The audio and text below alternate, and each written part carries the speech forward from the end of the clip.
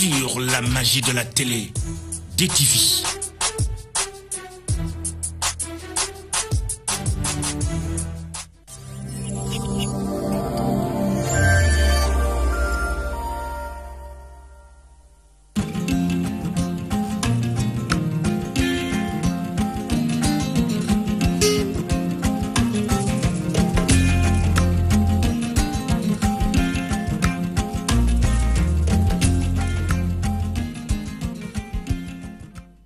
juróom-ñaari waxtu ci ngoon jot na fi ci Ndakaaru li gën a fës ci xibaar yi di liggéeykat ya nekk ca ISRA ne ay jafe-jafe dëggantaan ñoo njatt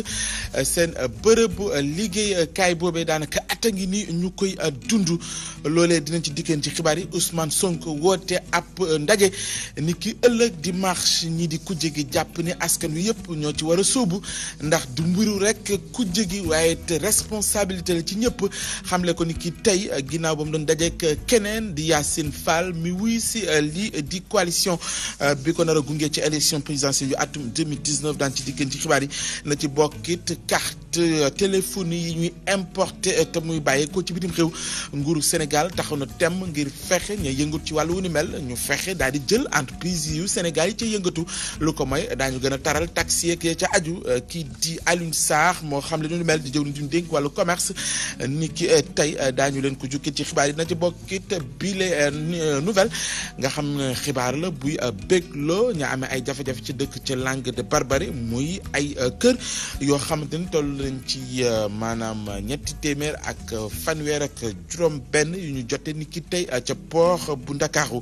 ñu fas yéene ko jébbal di loo bu njëkk ngir ñooñee am fu ñu mën a féexloo laata ñu leen di utal ay kër yu jàppandi ni ki tey la woon ca port autonome bu Dakar daan ci dikkeen ci xibaar yi ponk yaa nga mbokk yi topp leen ñu dikk yéen ci faram fàcce gi.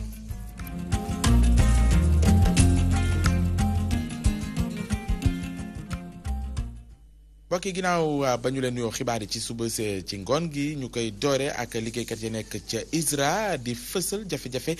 yi ñuy dund. ISRA nag di këru liggéeykaay boo xamante ni daanaka dañuy yëngatu ci lépp loo xamante ne aju na ci gëstu mbayum Sénégal na muy doxee nañ ci mën a indi ak jàppandal ak ci aju. ñoom nag at a ngi nii ñuy dund ay jafe-jafe jëm ci wàllu salaire ak leneen lu aju ci cotisation lii di EPRES ak yeneen yu ñu fësal jàpp ni ña ca mën dara muy kilifa yi ñu yëglu nag ngir ñu taxaw ci indi ci ak jàppandal laata mbir yee ëppi loxo ñu fësal ko ni ki tey ginnaaw bañ doon jàkkaarloo ko taskatu xibaar yi ñu ànd ceeg suñu ndaw di Mbañoon Aydara.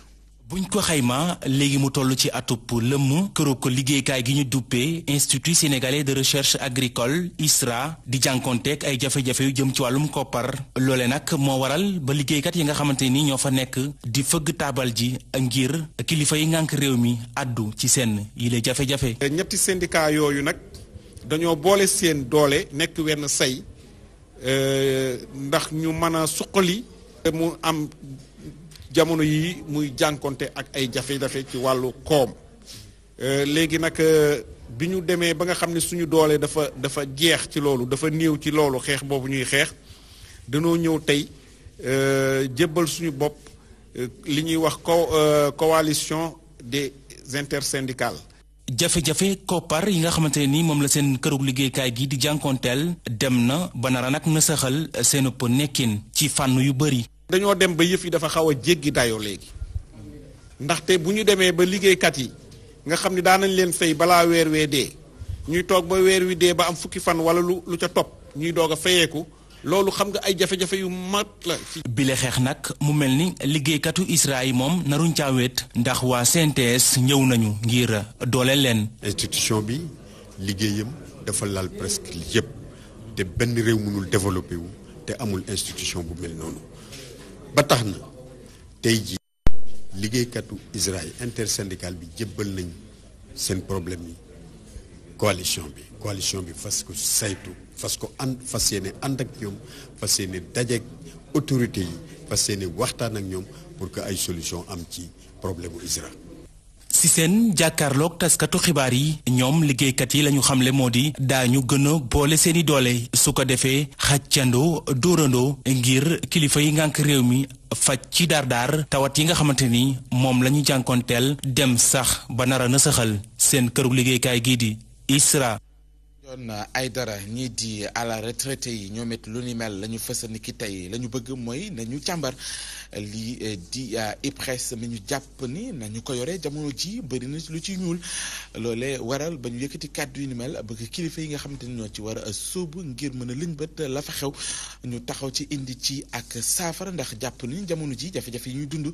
dara indi lu leen ko lu may kilifa yi nga xamante ni ñoo ŋànk kër googee nga xamante ni moo war a taxaw ci lépp lu aju ci seeni pension de retraite ni ki tey la woon seen jàkkaarloo ko taskatu xibaar yi ñu ànd ceeg suñu ndaw di Ndeye Fatim Lo. nañ wàll bu am solo loolu ci biir société bi te it am nañ kàddu bu ñu war a yëkkati ci lépp lu jëm ci wàllum retraite mag yi ñu lëkkaloo bokk ci collectif national des associations de retraités et de personnes âgées ñuy ñaawlu yorinu IPRES te lu ñuy sàkku moo di ñu dugal leen ci conseil administratif institut bi lay bu nga xam ni ña koy sos ak ña fay nekk ñun ak ñooma di ànd dootu ñu lëkkale kenn wax xeebuñu kenn de waxuma de duñu xeeb mais dama ni dootu ñu nangu ñu ñuy yóbbaale du ñu bëgg suñuy yëf ñu jël ko doxal ko comme ni mu baaxee loolu moom la ñuy laaj. ñoom gis nañ ni que ëllëgu askan wi ñëpp cee war a dugal seen loxo ba tax na CNRPA mu jël lëlëm gi jëmmal ko ci dundinu mag ñi rawatina ci ba ñu xamee ni que ci téeméer boo jël ci kër yi ñoome ñoo ko yor. ba ñuy dugg bàmmeel ñu ngi taxaw temm pour jëriñ réew mi sunu réew nii mu tëraloo si wàllu nekkin sunu yàlla dimbali bool ba xàll woowu taxaw waxuma ni lépp dana sotteeku mais nekkinu diggante nit ñi maas yeeg maas dana jëm kanam si lu baax. tey jii mag yi lu ñu bëgg mooy ñu tëral ay programme yoo xam ne dina tax tey jii ba mag ak ndaw ñu mën a sottante xam-xam. xeebu ñu seen xalaat te boddiwul leen na ngeen ñëw ak ñun ñu xalaat réew mi ñu defar ka parce que yéen di borom jamono. ëllëgu mag yi na charge bu mag te it ab défi social la li ni mel di kàddu président wu CNRPA ba tax na collectif bi ñuy xeex ngir jox mag yi fu mucc ayib foo xam ne dinañ fa mën a màggate ni mu waree. syndicat bi ëmb liggéeykat yi nekk ci wàllu justice ba léegi seen mer gi fëggul ñaari fanu grève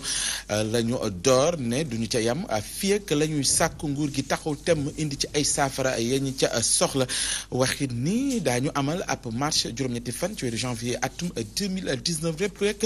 jëm ci fësal seen naqar gi ñu am jàpp ni keneen ko teg du kenn ku dey seen jëwrin di Ismaïla Madior Fall ñu jàpp ni dafay tànqamlu seeni mbir waaye yemu ca di dugal ay ndëgg sërëx ci la nga xamante ne mooy seen càkkute fësal nañ ko ginnaaw ba ñu daje ak moom la génne wala boo ko tukkee ci seen ndaje boobee ñu jàpp ne xëy na njëriñ li bëriwut waral ba tey ñu amal ndaje boobee ngir leeral askan wi ci taxawaay boobee ñu am ñu àndi ceeg suñu ndaw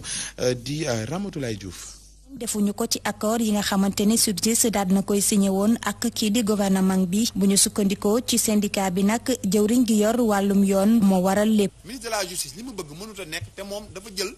étudiant en droit yi pour insérer leen def ko combat mais nañ ko xamal ne fu mu nekk nii il n'est plus le professeur ministre de la justice te loolu bu mu ko fàtte bu mu fi créé loo xam ne mosu fee am te duñu nangu suñu greffe yi nekk laboratoire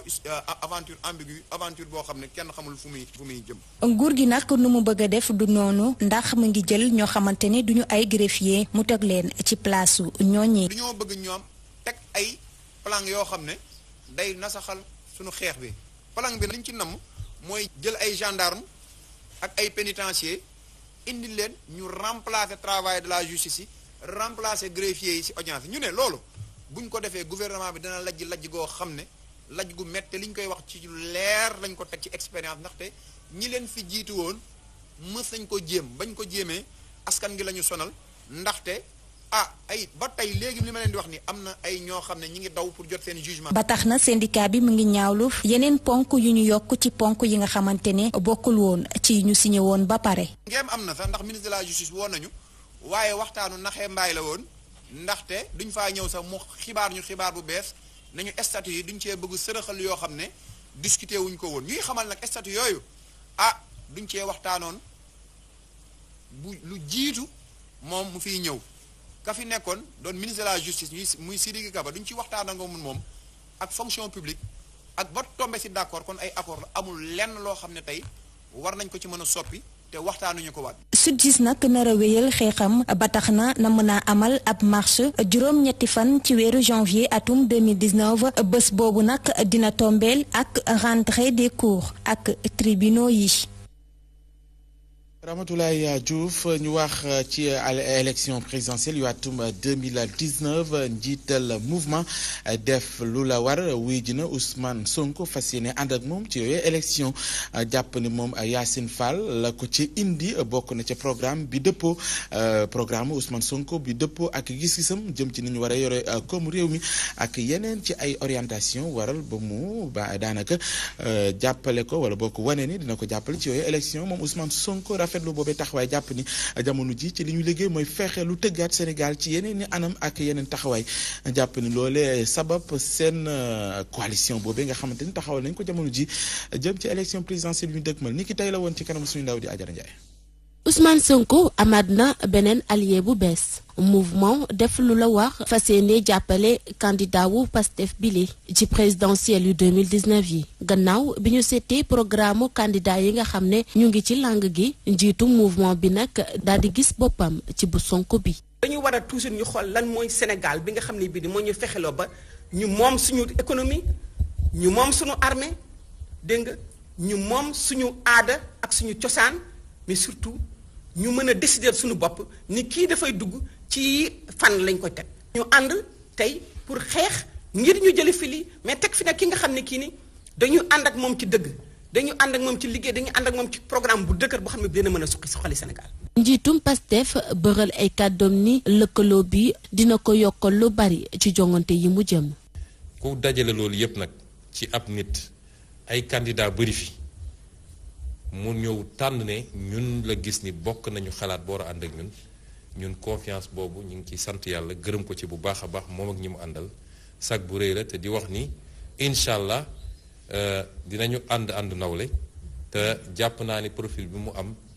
dina jouer rôle bu am solo ci li ñu dëgmal. gannaaw ba mu teggee candidat wam ci présidentielle 2019 yi njiitu mouvement def lu la war nag daal di ànd ak Ousmane Sonko. ñoom ñaar ñi le nag fas yéene ànd ci jongante njiitum réew yi di ñëw. Adjara Ndiaye moom Ousmane Sonko yemu ca woone askan wi yëpp ñu buuru wuy ji ku jegi si marche boobee nga xamante ne fas yéene nañu ko amal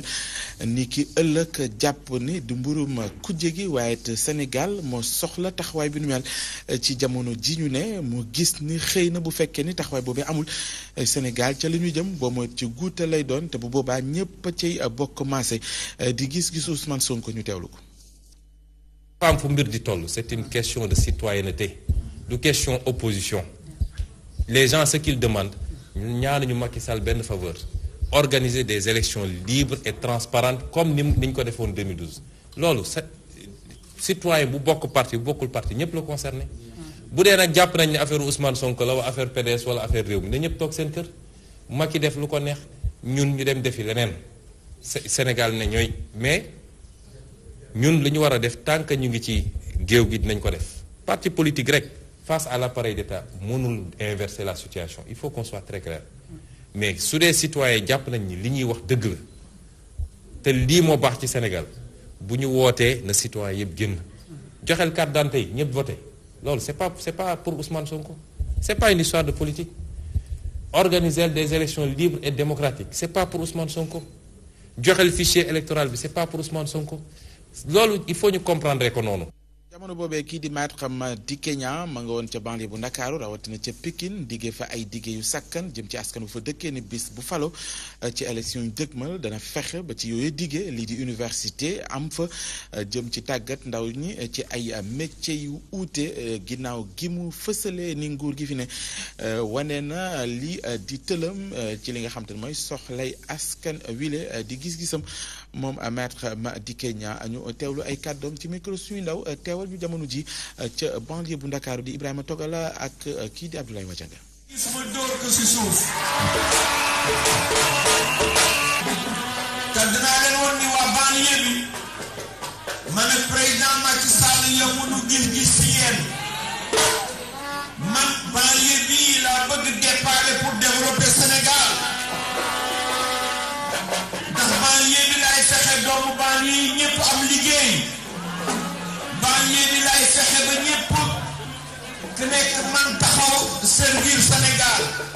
pour loolu arène bi def na ka fii ndax lamb ji soxla na arène kenn du ko critiquer waaye man nag danaa fi def université des métiers danaa fi def ay centre de formation danaa fexe ba créer ay unité industrielle yoo xam ni dañoo dimbali jigéen ñi ñoo koy gérer ay unité de transformation yoo xam ni jigéen ñi ñoo koy gérer dama bëgg làmb ji développé waaye gannaaw làmb ji développé waa Pikine doon ay borom xam-xam waa Pikine am liggéey waa Pikine man taxaw laaj seen cër ci Sénégal kenn ëppale wu leen cër ci Sénégal bokk ñu tudd banlieue yaakaar ni banlieue musique ak lamb rek lay doon. ci wàllu woowee ñii di waa Sénat ña ngay dalal xelu askan wi ci élection yu dëgmal ni daañu fexe ba lépp jaar ci yoon te matukaay yi ñu ci jël bokk na ca li nga xamante ne mu ngi aju ci ay carte électeur daanaka yooyu yëpp askan wi mën nañoo dem jëli ji ko ak lu aju ci matériel électoral bi nga xamante ni daanaka yóbbu nañ ko ci gox yi nga xamante ni foofee la ñu ko war a jëmmal ak yeneen yu ni mel yoo xamante ni ñii di waa Sénat bu ñu sukkandiku ci Issa Sall bokk ci membre bi moo ko fësal xëy na du ñàkk di ngeen ko teewlu ci xibaar juróom-ñetti waxtu yi leen ñu wax ci opérateur de téléphonie yi nekk ci réew mi nguuru Sénégal di leen bàyyiloo xel ci ay carte yoo xam te ne dañ koy importer jàpp ni dootuñu ko nangu la ñu bëgg mooy ni yi ñuy defaree ci mim réew te entreprise yi di ci yëngatu bokk ci réew mi naa ñu fexe nañu leen dooleel lu ko mooy daañu teg ci geneen wàll gi ay taxes yoo xam te ne xëy na dana metti ci ñoom kii di Alioune Sarr di jëwriñ ju ñu dénk wàllu commerce moo xamle kàddu yi ni mel ñu teewlu ko suñuy ndaw di Oumar Rance. xool naka la ñuy fexe ba entreprise yi nga xam ne ñooy bind ay carte di ko defar fii ci réew mi gouvernement bi gunge leen ba carte ñuy jéegaane bitim réew du leen gaañ ndax it gouvernement Sénégal mënul nangu nga nekk société télécommunication di def ay milliards chiffre d'affaires fii ci Sénégal ba pare nga ne yow doo jënd carte yi ñu defar ci réew mi da ngay dem jéegaane ko feneen kon ñuy jéegaane nañu xam ne nañ taxawal ay jumtukaay pour que ñu taxé leen suffisamment cher pour que seen xel jëm ci suñu entreprise yu ndaw yi nga xam ne ñoo fi nekk ndax loolu war a mën a tax ëllëg ñu créer des emplois pour les jeunes kon yaakaar naa loolu ku nekk nit ci ànd may félicité nag entreprise bu mel nii yaakaar naa Orange parce que mooy seen client bu gën a mag leen encouragé ndax ñoom ñoo leen commandé lu mat 11 millions de cartes bi leen ko commandé kon ñu war nañu jaajëfal waaye ñeneen ñi ci nekkul ci tànk yooyu nañu xam ne bi mooy li ñu njiitu réew mi président Macky Sall sant mooy ñu fexe ba suñu entreprise ndaw yi nekk ci biir réew mi les PME mu nekk 99% ñu fexe ba ñu jàppale leen ci wàllu liggéey ak ci wàllu création. mu ngoog di jëwriñ ci ndénk wàllu commerce ni ki tey la woon ginnaaw ba mu doon dajeek acteurs yi yëngatu ci defarum farine ci réew mi jubbo ci ay ponk yu bëri bokk na ci saago lii di farine bi njëkk li daanaka ñetti junni ak lu teg ci wàllu wi ni mel ak yeneen ci atum 2019 lañ ko fas yéene jëmmal loolee fës ci convention bi dox ci diggante ñaari acteurs yi xëy na du ñàkk di ngeen ci dinañ ci dikk ak yéen sunu xibaaru juróom-ñetti waxtu yi jamono boobee association nationale bi ëmb bijoutier yi ci réewum Sénégal te yëngatu ci wàllum or la ñu bëgg mooy ni nguur gi na leen dimbali ci wàññi taxes yi bu fekkee ni mënuñu ko fee jëlee ndax loolee da leen sonal ci yëngatu yi ñu am ci secteur bi ak yeneen ci ay jafe-jafe yu ñu fësal ne kenn ci mën dara di njiitum xew mi di président Macky Sall sàkku ci moom ab audience boo xam te ne daañu mën a fësal seen jafe-jafe yooyee ñu fësal ko ci ab ndaje bu ñu doon amal ni ki démb suñu ndaw di may mun a ñaan ma nga fa woon.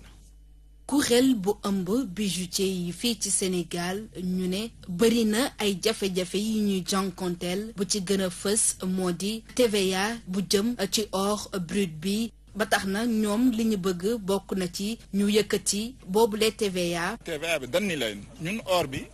prix bi dépendrul ci ñun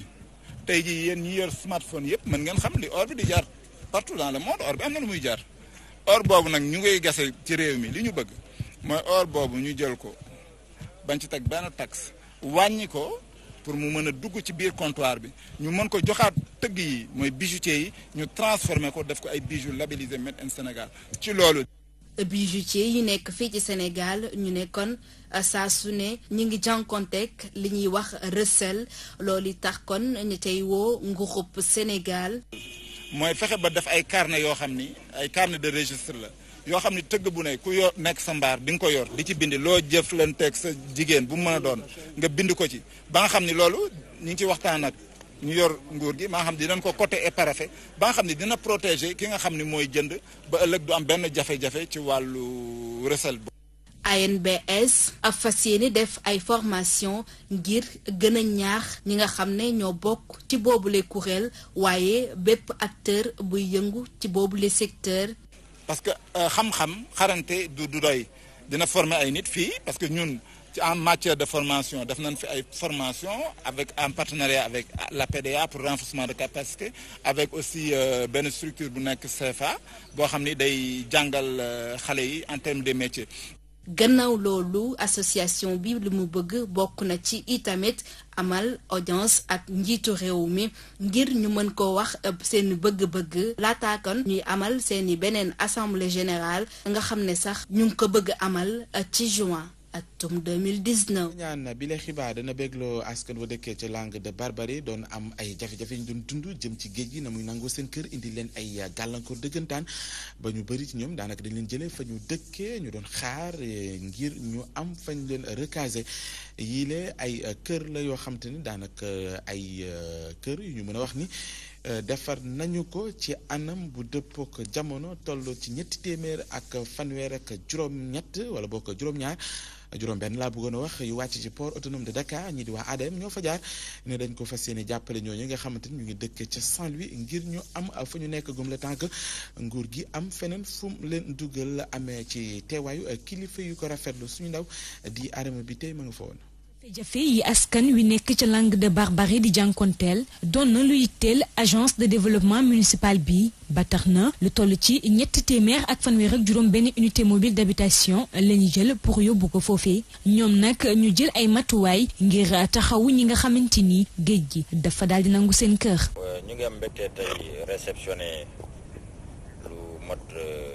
300 ak fanweer ak juróom benn unité provisoire. Pour reloger population Saint-Louis yi nga xam ne dañ leen déplacé xam nga ne Saint-Louis dafa am problème at yi yëpp au niveau de la langue de Barbarie ak avancé géej bi. yeneen projet yi ñu taxawal ngir saafaraal mbir moomee bokk na ci tabax lu toll ci 200 logements sociaux. ñu am ay unité mobile visité ngeen ko léegi gis ngeen ne dina permettre population yooyu ñu am fu ñu dëkk en attendant. parce que fu mu nekk nii ñu ngi dund ci dundin bu métti ak avancé géej bi xalaat nañu nag lii dina permettre fii ak ñaari at laata ñuy terminer travaux construction yi dinañu mën a am dëkkuwaay boo xam ne bu tane en tout cas situation bu ñu nekk léegi. mbégte ak satisfaction feeñ ci xar kanamu maire Saint-Louis bi Mansour Faye di rafetlu mbir mi lee. engagement yooyu moom mën nañu wax ne tey jii engagement yi moom la suñu borom def mu sotti. parce que bu ñu gisee unité mobile yi nga xam ne ñëw na mu war a jël maanaam population yi nga xam ne ñoo xam ne population sinistrée yi nekkoon langue de Barbarie seen kër daanu géej gi nangu ko ñu dem loger leen ci ay tentes yoo xam ni tentes yi moom ay tentes la woon rek la bu ko tente xam ni tente la parce que tentes yi bu ngelaw ñëwee sax mu naaw tey jii ñu am li nga xam ni mën nañ cee dëkk lu mat ñaari at kooku duñu mën def lu dul sant suñu borom. mu doon loobu njëkk ñu nax ko séddale kër yi nga xamante ni géej gi dafa jot a nangu seen kër ba ñu jëlee leen fa. Adama bi tey mënees nañ leen jàppee ay terroriste bëggoon amal ay cong ci réew mi di Sénégal bëggoon ko jaarale ci géej gi ñi nga xamante ni ñoo amee lépp lu aju ci wàllu kaaraange géej gi taxaw temm daal di leen teg loxo loole bégloo kii di amiral Alioune Moussa Sow di secrétaire général lii di ASMAR daal di rafet lu mel nii lii la muy teg mooy ni Sénégal am na matukaay war ngir mën a taxaw lépp lu aju ci wàllu cong bàyyee ko ci ñooñu di terroriste yi la muy junj test la ñu fësal ko ni ki tey ngir wane Sénégal na mu waajalee boppam ci wàllu wi bu fekkee ni mara di taali lu ni mel demoon na bay am ci mim réew Codé Ndiaye lañ ci àndal.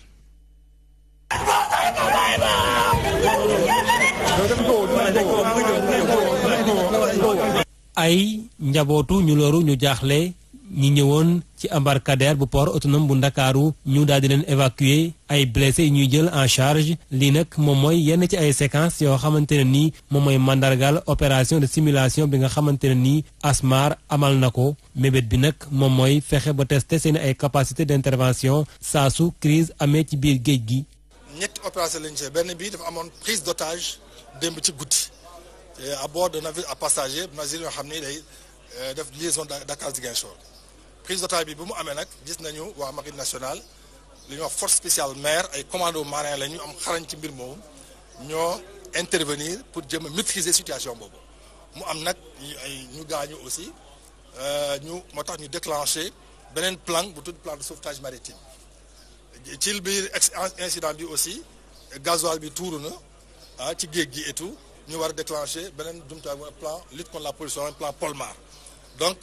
dañuy mën na wax ne que plan d'intervention d'urgence en mer boobu nga xam ne ñetti plan moo ko lal plan sauvetage maritime plan sûreté maritime ak plan Polmar ñett yooyu la ñu déclenché ci exercice bi. menace ci wàllu sécurité doon na loo xamante ne nii lu jéggi dayoo la waral nag amiral Aliou Moussa Sow di xam ne nii faw nag ku nekk daal di ciy dugal loxoom. waa marine nationale ak seen bateau ak lépp lu ñu am ci jumtuwaay ak seen force spéciale seen commando de marin nga xam ni pour opération spéciale en mer depuis démb ci léegi ñu ngi ci mbir mi. armée de l'air aussi ay avions depuis démb ba léegi ñu ngi ñuy naaw de surveiller la situation. waa gendarmerie nationale police nationale waa douane ak agence d'affaires maritimes ak port donc disons force de sécurité yi ak acteurs yi ñëpp yu am jumtukaay même la waa SAR société nationale d'affinage pour la lutte contre la pollution donc vraiment mënu leen citer mais daal ñëpp ñi nga xam ne bokk nañ ci mbir mi kenn beddiwu leen ñu ngi ci biir daal waaw macha allah. nguuru Sénégal ndaxam am na ay jumtuwaay ngeen nekk daal di jàkkaarloog situation d'urgence ci biir géej gi amiral Bile doon itam secrétaire général bu ASMAR di rassurer. gis ngeen tey port ba par exemple gare maritime nga xam ne ñëpp foofu la ñuy yëg ci gaal yi pour dem Gorée wala Casamance gis ngeen tey li ñu fa def tey liggéey bu mucc ayib bon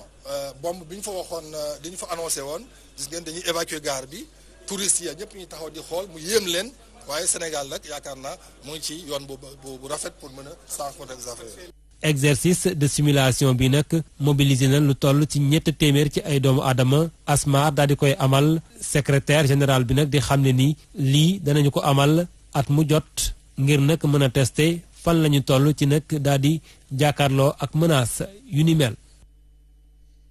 mu ngoog test la woon buy wane ni sunu réew di Sénégal am na lépp lu aju ci wàllu jumtukaay ngir ne maara day taali lu ni mel bu demoon bay am ci réew mi bàyyi ko ci ñi wooy ay terroriste ña ko war a mën a xeex ba teg leen loxo ñu ngi fi te matukaay yaa ngi fi loolee moo sabab yëngatu yooyu ñu doon amal ñu àndoon ceeg suñu ndaw di Codé Ndiaye di ay violence yu ñu nemmeeku jamono ji ci nawetaan yi ñu ngi ko nemmeeku ci ñaari équipe yu dëkkee ca Grand Dakar naka noonu après final bu waroon am ca Mbaaw loolee ñu dàqandiko di ndogal bu bàyyi ko ci ligue foot amateur lu ñu mel nag teew ñaari équipe yoo daje mu mel ni jamono ji ñu ngi yëngatu ci lépp lu aju ci wàllu waajal boobee final mel ni yéeguñu sax seen yaram yooyu violence am ak lañ ci war a jàngat leeralu suñu ndaw di Amadou Martan Ndiaye.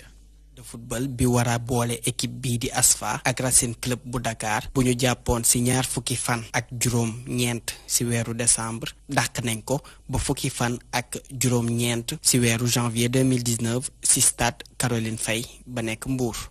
stade Damba bi nga xam ne foofu la ñu waroon football final bi dañ ko saccagé dañ ko yàq donc bi ñu waxtaanee suñu biir final bi le 19 lañ koy mujj def. secrétaire général bu ñaari équipe yi nag jàpp nañ ni loolu du yàq dara ci seen waajtaayu. c'est un avantage. randal gi ñu ko randal nag day tax ñu gën a defarwaat li tax ñu pousse ko xel mën na ko nangu kon duñ def lu dul ànd ci. saison bii di ñëw nag dina am ay coppite ci ligue de football amateur bi. on est en train de discuter dans une commission pour. ñoo ngi waxtaan ci sunu biir ngir coppar ñi doxalin bi ngir fexe ba juróom-ñetti équipe yi daje mën a dem 8e de finale dem ci quart de finale àgg sax ba ci finale. avec un système de 8e de finale quart de finale demi-finale et finale. ak enveloppe bu fukki million ngir équipe bi nga xamante ni moo gagné vice-président bu ligue de football amateur bi nag mu ngi woo supporters yi ñu ñëw dooleel seen équipe ngir final bi gën a mu ngoog di final bu ñu dàqandi woon ngir ay violence ñu nemmeeku ci stade yi foofee ca Mbaaw teewul ñaari équipe yi di yëngatu ngir waajal li nga xamante ne mooy final bu ni mel ñu àndoon teeg suñu ndaw di Amadou Makhtar Ndiaye nekkoon ponk bu mujj ci xibaar yi ci ngoon gi jaajëfal leen mbokk ci teewul bi jaajëfal ci techniciens yi ci àndoon xibaar yi desi ci kanam juróom-ñetti waxtu ci kàllaamay nasaraan ngeen ànd ceeg Mouhamadou Diallo ñu leen ñaanal guddeeg jàmm bu ànd ak tawféex di ko sàkku ci yéen jamono bu nekk wasalaam.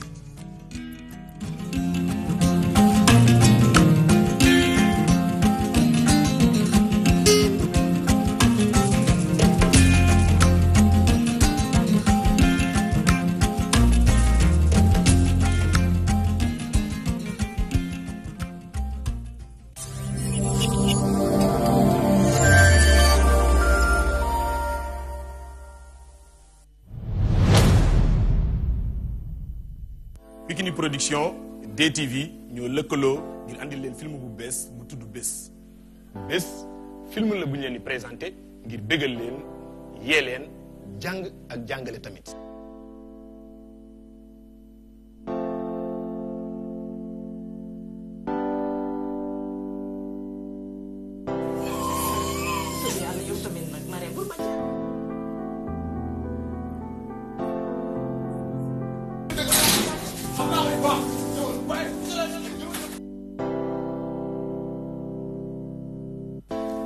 n'est-ce du yow lañ tuddee doom ji. histoire yi ñu leen di nettali yëpp fii la xewee ndax réalité souvent day dépasser fiction alxamis bu ne maanaam jeudi di ngeen am ñaari épisode à partir de 21h na ngeen ko xaar di ngeen gis li ma leen wax.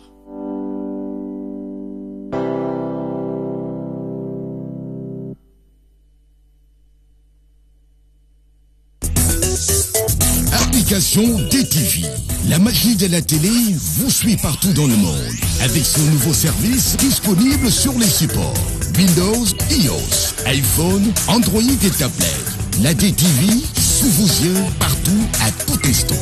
Avec la DTV, vivez la magie de la télé.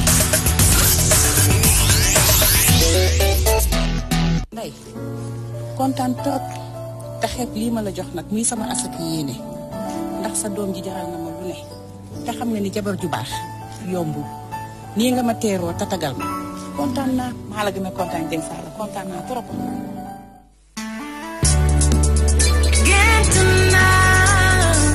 Me réveille à tes côtés.